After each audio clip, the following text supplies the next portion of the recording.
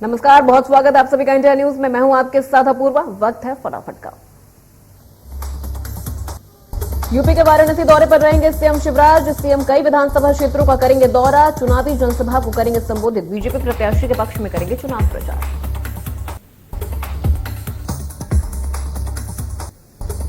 गुरुवार को सीएम शिवराज ने कैबिनेट मीटिंग की। बैठक में अलग अलग घोषणाओं योजनाओं के लिए मंत्री समूह गठित की गई। गुरुवार को सीएम शिवराज ने की कैबिनेट मीटिंग। मंत्रियों के कामकाज की समीक्षा की गई। सरकार की अगली बैठक 23 और 24 मार्च को कान्हा नेशनल पार्क में आयोजित की जाएगी, जिसके लिए अभी से मंत्रियों को टास्क दिए गए। लाडली लक्ष्मी पार्ट 2 योजना के लिए सीएम राइस योजना इंप्लीमेंटेशन के लिए स्कूल शिक्षा मंत्री इंदर सिंह परमार की अगुवाई में कमेटी बनाई गई। तीर्थ दर्शन योजना मंत्री गोविंद सिंह को दी गई। इसके साथ ही स्वास्थ्य विभाग की समीक्षा के लिए मंत्री प्रोग्राम चौधरी की अगुवाई में तीन मंत्रियों की कमेटी बनाई गई। सभी कमेटियों को संबंधित योजनाओं से जुड़ी हुई प्रोग्रेस रिपोर्ट और तैयार करके 23 मार्च को होने वाली बैठक में प्रेजेंटेशन देने के लिए कहा गया। मध्य प्रदेश के विधानसभा चुनावों में अब सिर्फ 1.5 साल बचा है। ऐसे में सरकार की कोशिश है कि ज्यादा से ज्यादा योजनाएं जमीन पर पहुंचे और जनता की तरफ से पॉजिटिव फीडबैक सरकार को मिले।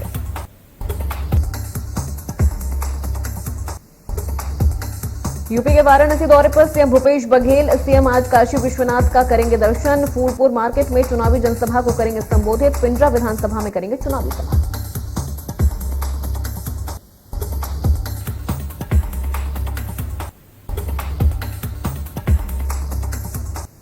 एमपी विधानसभा में गूंजेगा कर्मचारियों के प्रमोशन का मुद्दा। एमपी में 2016 से बंद है कर्मचारियों का प्रमोशन। कर्मचारी संगठनों को मिला कांग्रेस का साथ। प्रमोशन के मुद्दे पर विधानसभा में सरकार को घेरेगी कांग्रेस।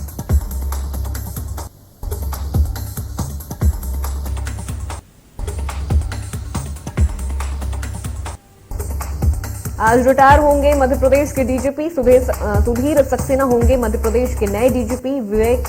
विवेक चौहरी की जगह सुधीर सक्सेना को मिली कमान।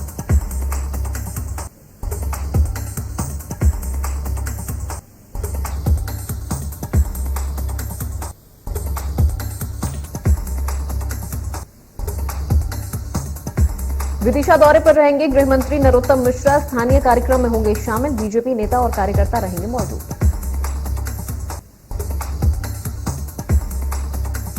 भोपाल की पूर्व महापौर विभा पटेल को गुरुवार को महिला कांग्रेस का प्रदेश अध्यक्ष बनाया गया। महिला कांग्रेस कार्यकर्ताओं ने किया स्वागत। गुरुवार को कटनी में समर्पण निधि अभियान की बैठक के बाद बीजेपी के प्रदेश अध्यक्ष वीडी शर्मा का बड़ा बयान सामने आया, जिसमें उन्होंने कहा कि 1 मार्च से 15 मार्च तक इस अभियान को व्यापक तौर पर लिया गया। सभी समाज के हर कार्यकर्ता प्रत्येक बूथ पर जाएंगे। जो बीजेपी के सहयोगी हैं उनके पास भी इस अभियान के तहत जाएंगे। हम सब मिलकर इस अभियान को ऐतिहासिक बनाएंगे।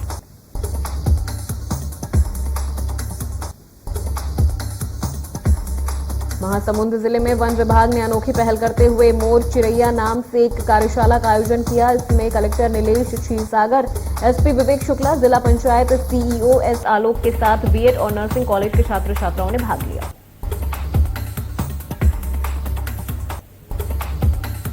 इसके साथ ही लोगों से अपील की गई कि गर्मी के मौसम में सभी लोग अपने घरों में एक कटोरी। बता दें कि इन घोंसलों को इको फ्रेंडली और सस्ते मटेरियल से बनाया गया है।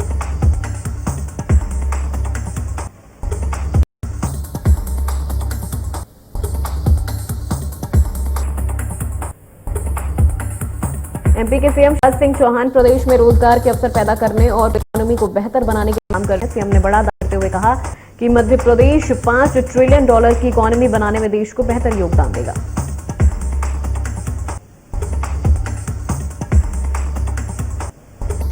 एमपी के डिंडोरी से दुष्कर्म के बाद हत्या का मामला सामने आया है। बताया जा रहा है कि 11वीं की छात्रा के साथ दुष्कर्म के बाद उसकी हत्या कर दी गई। मामले को लेकर कांग्रेस के छात्र संगठन एनएसयूआई ने विरोध जताया।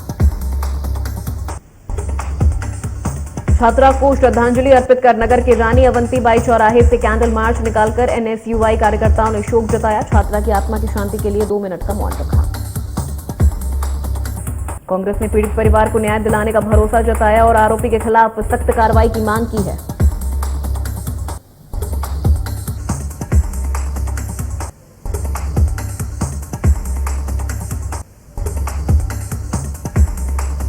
कल यूक्रेन में फंसे भारतीय छात्रों को लेकर भोपाल सांसद प्रज्ञा सिंह ठाकुर ने बड़ा बयान दिया, जिसमें उन्होंने कहा कि यूक्रेन में दुश्मन देश के नागरिक भी अपनी जान बचाने के लिए तिरंगा हाथ में लिए हुए हैं। ये पीएम मोदी की दूरदृष्टिता और कुशल कार्यशैली का ही परिणाम है, जिससे यूक्रेन में फंसे सभी विद्यार्थी सकुशल अपने घर वापस पहुंच रहे हैं। गुरुवार को पोलैंड से इंडिगो एयरलाइंस की 3 फ्लाइट रेजिजो एयरपोर्ट से भारत के लिए रवाना हुई, जिसमें कई छात्रों को भारत वापस लाया गया। भारत सरकार ने जिन मंत्रियों को ऑपरेशन गंगा के तहत इवैक्यूएशन प्रोग्राम में लगाया है, उनको स्टूडेंट का काफी प्यार मिल रहा है। केंद्रीय मंत्री वीके सिंह मौजूद और केंद्रीय मंत्री वीके सिंह के साथ सेल्फी लेने के लिए छात्र काफी उत्सुक दिखाई दिए। कल यूक्रेन में जंग के बीच फंसे विदिशा के 5 विद्यार्थियों में से 4 विद्यार्थियों की स्वदेश वापसी हो गई है और एक छात्रा सृष्टि विल्सन अभी भी यूक्रेन में मौजूद हैं, जिसकी जल्द स्वदेश वापसी की उम्मीद जताई जा रही है। इस दौरान यूक्रेन से अपने घर वापस लौटी एमबीबीएस की छात्रा सृष्टि सोनी के परिवारजनों के अलावा अन्य लोगों ने जोरदार स्वागत किया। अपने स्वदेश वापसी के लिए सृष्टि और उसके परिवारजनों ने सरकार का आभार जताया और बताया कि केंद्रीय मंत्री ज्योतिरादित्य सिंधिया ने सृष्टि की स्वदेश वापसी में अहम भूमिका निभाई।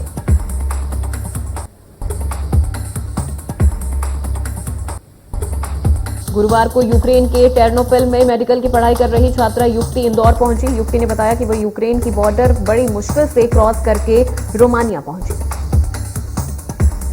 जहां 2 दिन रिफ्यूजी कैंप में रहने के बाद उन्हें वतन वापसी के लिए फ्लाइट मिली। अपने घर पहुंचकर युक्ति काफी खुश है।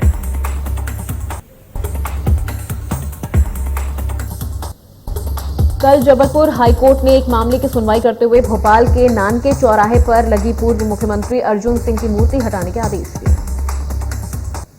इसके साथ ही उन्होंने भोपाल नगर निगम और राज्य सरकार पर 30,000 का जुर्माना भी लगाया।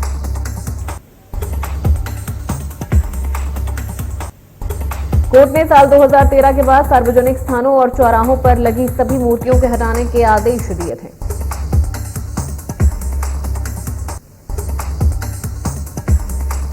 बीते कल कोरिया में अज्ञात कार की चपेट में आने से एक मजदूर की मौत हो गई, वहीं 2 गंभीर रूप से घायल हो गए। ये मजदूर राइस मिल में काम करते थे और सड़क पर बस का इंतजार कर रहे थे, तभी तेज रफ्तार कार ने 3 मजदूरों को कुचल दिया। भोपाल के बैरसिया में बच्चों के छात्रावास में पीने के पानी की किल्लत है, जिसके बच्चे कैंपस में काफी ज्यादा परेशान होते नजर आए।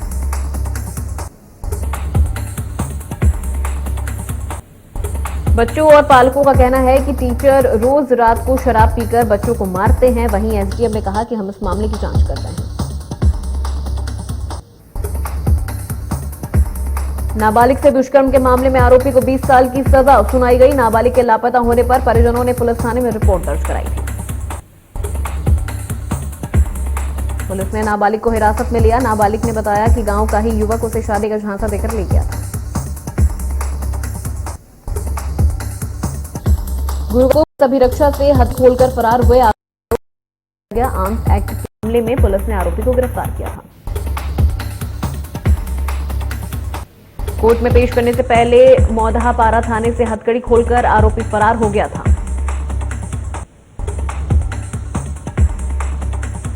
गुरुवार को भिलाई में 2 अलग अलग सड़क दुर्घटनाओं में 3 लोगों की मौत हो गई, वहीं 3 लोग गंभीर रूप से घायल हो गए।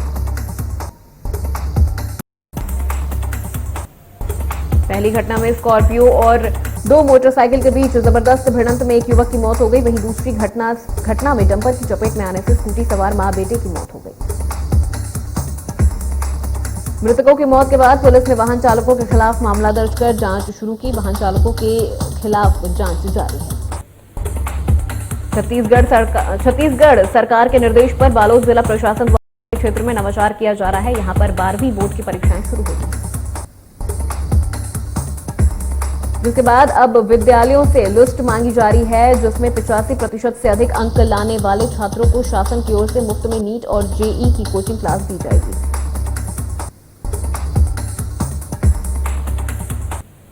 बीते कल इंदौर की देवी अहिल्या यूनिवर्सिटी के आईईटी के हॉस्टल में जूनियर छात्र के साथ रैगिंग का मामला सामने आया है, जिसके बाद छात्र कल्याण सक्रिय हो गया।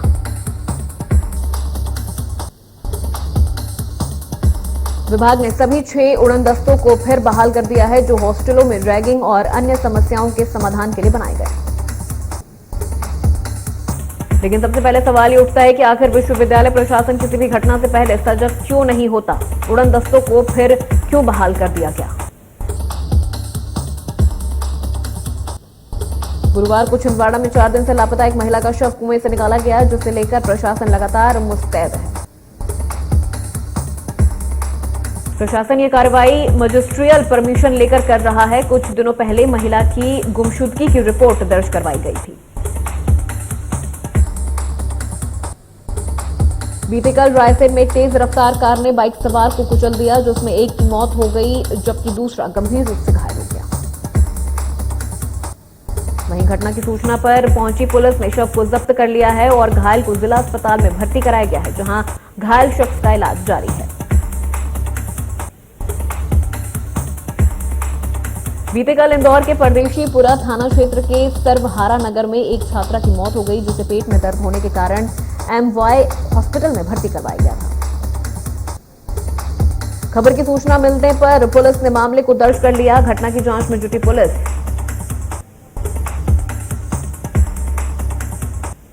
बीते कल नौकरी दिलाने के नाम पर लाखों रुपए की ठगी करने वाले अंतर्राज्यीय गिरोह को बालूदा बाजार पुलिस ने गिरफ्तार किया। ये गिरोह सरकारी नौकरी के नाम पर शिक्षित बेरोजगारों को अपनी बातों में फंसाकर लाखों रुपए की ठगी करता था। लोगों की शिकायत के बाद पुलिस ने इन आरोपियों के फोन को ट्रैप कर 9 लोगों को धोखाधड़ी के मामले में गिरफ्तार किया है।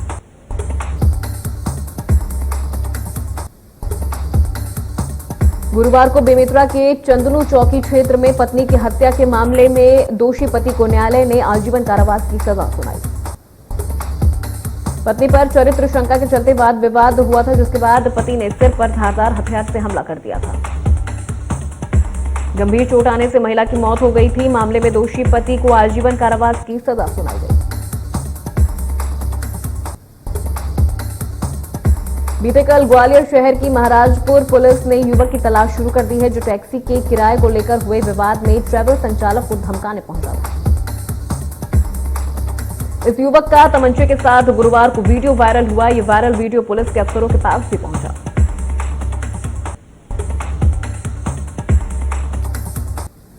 कीव ने यूक्रेन पर बड़ा हवाई हमला किया। यूक्रेन के रक्षा मंत्रालय के पास रूस की बमबारी जारी है। खार्किव और मारियोपोल शहर पर रूस का हमला। यूक्रेन के कीव में रक्षा मंत्रालय के पास धमाके। रूसी मिसाइल अटैक में बांग्लादेशी नागरिक की मौत। रूसी राष्ट्रपति से पीएम मोदी की बातचीत। यूक्रेन में रूस के हमले लगातार 8वें दिन भी जारी हैं। राजधानी कीव के अलावा खार्किव सहित कुछ बड़े शहरों में रूसी सेना मिसाइलें दाग रही है। संयुक्त राष्ट्र के मुताबिक रूस के हमले में यूक्रेन में अब तक 752 आम लोगों की मौत हो गई है। यह आंकड़ा 1 मार्च तक का बताया जा रहा है। यूक्रेन के राष्ट्रपति व्लादिमीर जेलेंस्की ने यूक्रेन की जनता के नाम संदेश दिया है। कहा गया कि सभी घुसपैठियों को समझना चाहिए कि उनको यहां कुछ नहीं मिलेगा। रूसी सेना ने दावा किया कि यूक्रेन के खोर्सोन शहर पर उनका कब्जा हो गया है। वहीं दूसरी तरफ यूक्रेन का दावा है कि 2 मार्च को उन्होंने रूस के 3 प्लेन और 2 हेलीकॉप्टर मार दिया।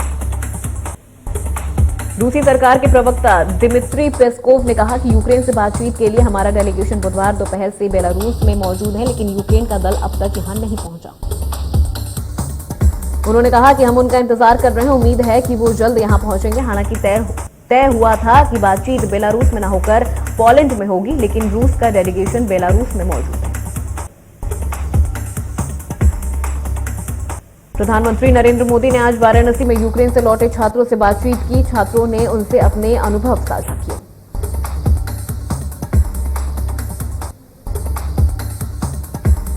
इंटरनेशनल ओलंपिक कमेटी ने रूस बेलारूस के एथलीट्स पर बैन लगा दिया है। यूक्रेन संकट को देखते हुए आईओसी के कार्यकारी बोर्ड ने सभी इंटरनेशनल रूस या बेलारूस में होने वाले किसी भी इवेंट के ऑर्गेनाइज करने पर रोक का फैसला किया।